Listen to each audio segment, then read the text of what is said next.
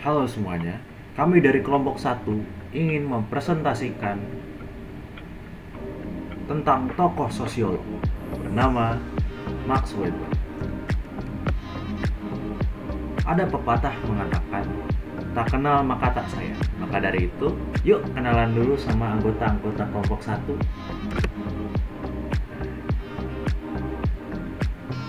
Yang di kiri itu Kristo. Lalu ke arah kanan ada saya, Grego, Angel, JB, dan yang terakhir, Alfon. Quotes, tindakan sosial hanya dapat dijelaskan oleh makna yang diberikan individu kepada tindakan tersebut. Lalu, kekuasaan adalah kemampuan untuk mempengaruhi perilaku orang lain, bahkan jika mereka menginginkannya atau tidak. Max Weber. Quote pertama bermakna interpretasi pribadi yang individu berikan terhadap perilaku mereka. Max Weber menegaskan bahwa untuk memahami tindakan sosial, penting untuk memahami makna yang diberikan oleh orang yang melakukan tindakan tersebut, bukan hanya melihat dari sudut pandang objektif. Jadi, kita harus paham dulu apa motif dari tindakan orang tersebut. Baru kita analisis, baru kita runutkan kejadian-kejadiannya menjadi sebuah kesimpulan. Lalu, quotes yang kedua menyatakan bahwa kekuasaan itu melibatkan kemampuan untuk mengubah atau mempengaruhi perilaku orang lain, terlepas dari apakah orang tersebut setuju atau tidak. Jadi, pada konteks ini, orang yang berkuasa itu dapat mempengaruhi pilihan orang yang dikuasainya. Bahkan jika orang itu tidak setuju, dia akan tetap memilih pilihan tersebut. Selanjutnya adalah latar kehidupan Max Weber. Max Weber lahir tanggal 21 April tahun 1864 di Erfurt, Jerman. Ayahnya, Max Weber Senior, adalah seorang politikus dan ekonom yang berperan penting dalam pembentukan konstitusi Jerman pada tahun 1871. Setelah menyelesaikan studinya, Max Weber menjadi seorang akademisi dan penulis yang menyelidiki sosiologi, ekonomi, agama, dan ilmu politik. Saudara perempuannya, Marianne Weber, juga seorang sosiolog terkenal yang menulis tentang peran wanita dalam masyarakat dan teori sosial. Nah, ini adalah anggota keluarga Max Weber. Di paling kiri ada ayahnya Max Weber, di tengah ada ibu Max Weber, dan terakhir ada Marianne Weber, yaitu adik Max. Lalu, riwayat studi Max Weber. Max Weber pernah belajar hukum, sejarah, dan ekonomi di Universitas Heidelberg dan Berlin pada tahun 1882 sampai 1886.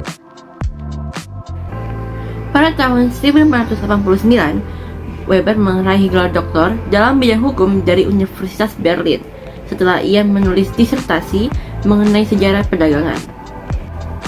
Setelah menyelesaikan studi doktoralnya, Weber menjadi dokter di berbagai universitas Jerman, termasuk Freiburg, Heidelberg, dan Munich. Ia mengajar dalam berbagai bidang, termasuk sosiologi, ekonomi, dan ilmu politik. Weber juga melakukan penelitian di berbagai bidang, termasuk agama, ekonomi, dan birokrasi. Hasil penelitiannya menjadi dasar berbagai karya yang paling terkenal seperti The Protestant, Ethic and the Spirit of Capitalism dari tahun 1905,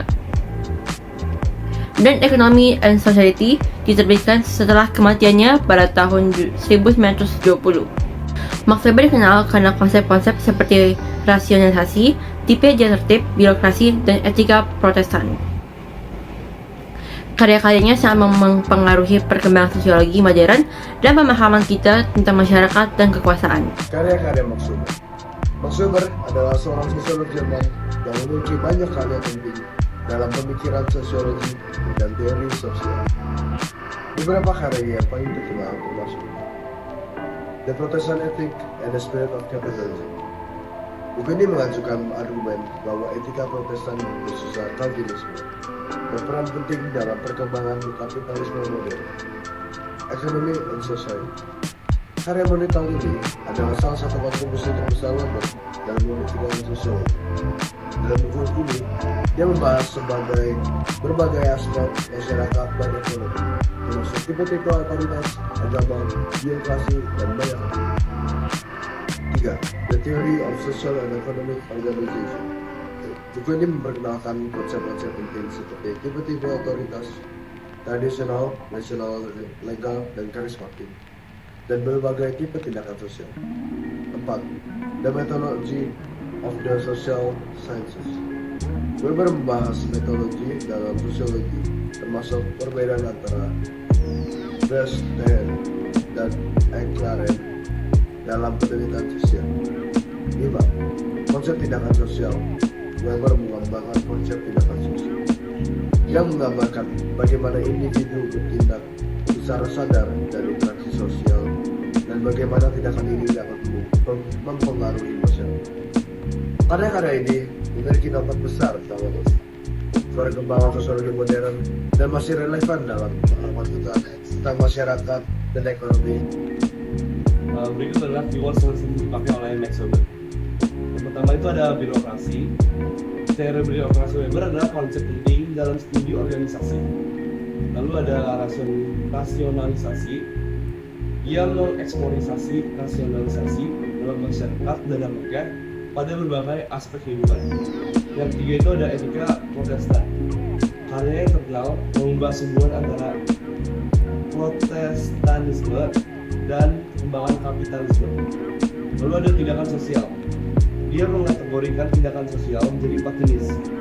Itu ada instrumental, rasional, nilai rasional, afektual, dan tradisional. Lalu ada tipe ideal. Weber menggunakan konsep ini untuk membuat model-model sederhana untuk menganalisis fenomena sosial yang kompleks. Lalu ada Verstehen. Ini berarti pemahaman atau empati, ide kunci dalam metodologi Weber. Lalu ada kandang musik. Istilah ini digunakan untuk menggambarkan efek dehumanisasi, birokrasi, dan rasionalisasi pada individu. Lalu ada otoritas karismatik. Bagian dari teorinya tentang jenis-jenis otoritas bersama dengan otoritas tradisional dan legal rasional. Lalu ada kelas, status dan partai.